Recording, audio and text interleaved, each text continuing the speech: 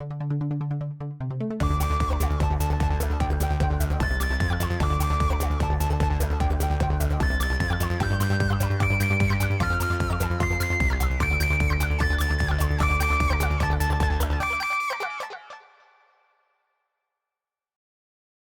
Freshman. Buffy goes to college. We open with Buffy and Willow in a graveyard, choosing classes for Buffy to take in college. And there are jokes about Buffy not liking to read and not being very smart, even though we've established that she's pretty smart. So glad to see we're taking a step forward. She's smart when the script says she's smart. Yeah, that's true. While a vampire sneaks up on them, Buffy mentions that Giles wants her to go back to keeping her identity secret, which is going to be hard with a roommate. And the vampire, who is put off by all of Buffy's weaponry on the ground, sneaks off. And we get a joke. I gotta stay sharp. Is this guy ever gonna wake up? It's good to see that Buffy has come such a long way in the honing of her Slayer skills. Later, at the college campus, Buffy is overwhelmed by all the annoying people yelling and being generally annoying. And in case anybody forgot, this show slams home that it takes place in the 90s with super generic 90s music over everything.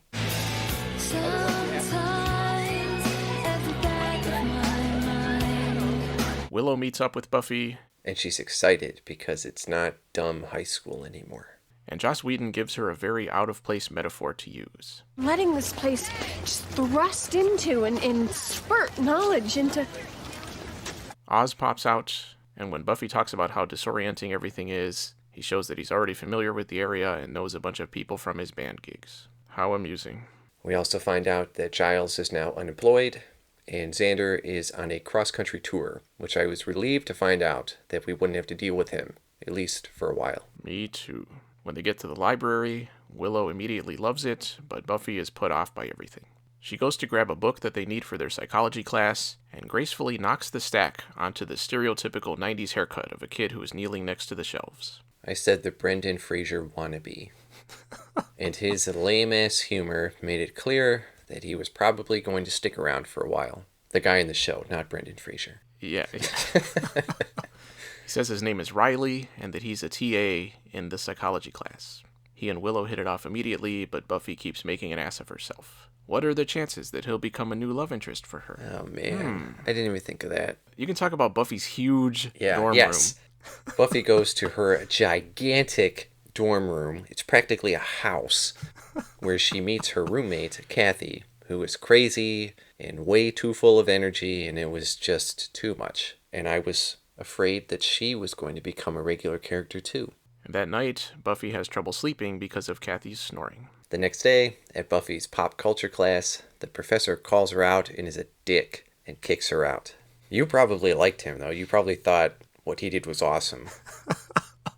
I mean, I did think that they went way over the top with the portrayal of, I don't know, the seriousness of college professors, but I wish I had professors that were that serious about what they were teaching. She shuffles over to her psychology class, where we meet Professor Walsh, who tells them if they want to coast, they should head over to Geology 101.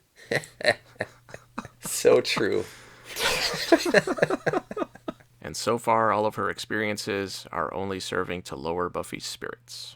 That night, she's walking around with her books for some reason, and she bumps into Pedro Pascal, who, after appearing in Game of Thrones, has gone on to appear in every single movie made since then.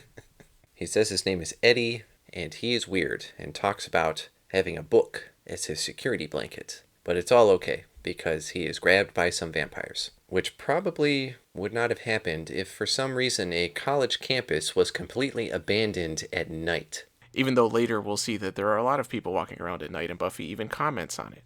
The vampires go into his room and take all his stuff and leave a note. And again, they were able to supposedly do all of this without anybody seeing them or saying something. And when Buffy doesn't see him in class the next day, she decides to investigate and finds his security blanket that he left behind. We cut to the vampire house, where everything about the girl in charge made me want to kill her. I don't think I've ever hated a fictional character more in my life. Now, don't put that in, because that's not true. I've seen The Amazing Spider-Man.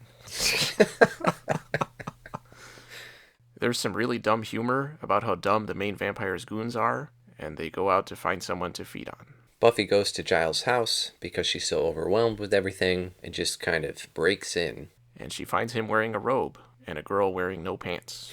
After she expresses her discomfort at the idea of Giles engaging in such activities, she tells him about Eddie and her suspicions that he was killed by vampires.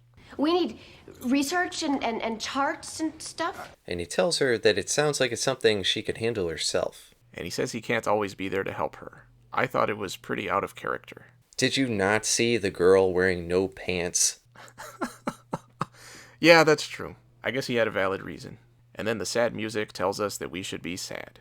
That night, Buffy's lamenting that it's so hard to hunt vampires with all of the people around, even though the night before there were 0 people around. And she just happens to spot Eddie. He attacks her and she stakes him. The vampire girl in charge, who says her name is Sunday, which only made me hate her more, starts mocking Buffy and they start to fight.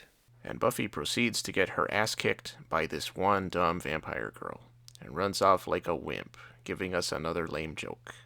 Freshman. I mean, it doesn't even make sense. In context, it doesn't make sense. Out of context, it doesn't make sense. I'm so glad we decided to come back to this show. Oh, man. The next day, Buffy shamefully hides from Willow and Oz, showing that she has not matured at all. She ends up going home, where it turns out that Joyce has filled Buffy's room with crates full of things for her gallery. The phone rings, and Buffy picks it up, but no one answers. And then we immediately cut to the next scene. Yeah, what was that about? I thought that was going to go somewhere, but it didn't. I did look it up after the fact. In an episode of Angel, Angel calls Buffy, but is too afraid to say anything, and that's the phone call. Oh, come on. Yeah. If they had done really anything to make that phone call seem like it mattered, it would have been exponentially better. And again, I have seen Angel before, and I did watch it in between the Buffy episodes the way it originally aired, but that was a long time ago. So sorry for not remembering that. And no, we're not going to watch Angel. Correct. She goes back to campus, where it turns out all of her stuff is gone, and there's a note, purportedly written by her, just like the one found in Eddie's room. We then cut to a pretentious band performance at the Bronze, which reminded me that I hate all the pretentious band performances we get at the Bronze. I was kind of hoping it would be the college version of the Bronze, some different club, like the Copper or the Iron. I was going to say that would be too clever, but that would be kind of stupid. I don't know.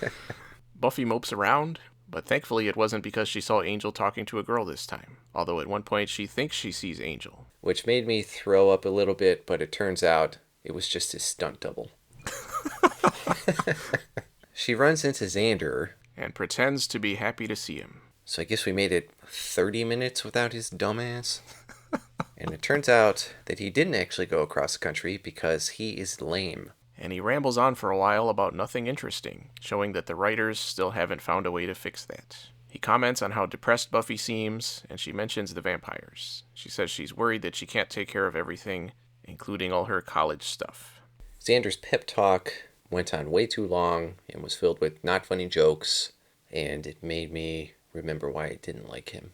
And apparently all it takes to get Buffy to feel good about herself again is Xander telling her that she's his role model. They eventually decide to take out to the vampires and go to do some research somewhere. Yeah, my note says in the library, maybe? I don't know. If it is the college library, A, would she be allowed to do that since she's maybe not enrolled anymore? B, why, again, is there nobody there? And C, the is Xander allowed to just walk around? Yeah, I didn't think about her not being enrolled anymore. If they does everybody else think that she disappeared? I guess. There's some questions there. Xander finds a report about a fraternity house that was closed down around the same time as a bunch of students disappearing, so they go to check it out. They see all of the vampires going through Buffy's stuff, which irks her. But she doesn't have any weapons because she's really smart, so she sends Xander to get some. And the skylight she's leaning on suddenly collapses, which I thought was pretty funny. But not surprising because she's putting her full weight on a big glass window. Yeah, didn't I just say that she's really smart? There are some big groaners in the dialogue between her and Sunday, but I did like the final lines. But you made one mistake. What was that? Well, I'm not actually positive, but statistically speaking, people usually make it. And Buffy ends up getting the crap kicked out of her. But she doesn't run away this time because she can't find the door. Willow and Oz investigate Buffy's disappearance at her dorm with Kathy because Buffy's really smart, and she let them know that the note wasn't really from her. Did she tell Joyce? Did the school call Joyce? Did Joyce tell Willow? Good question.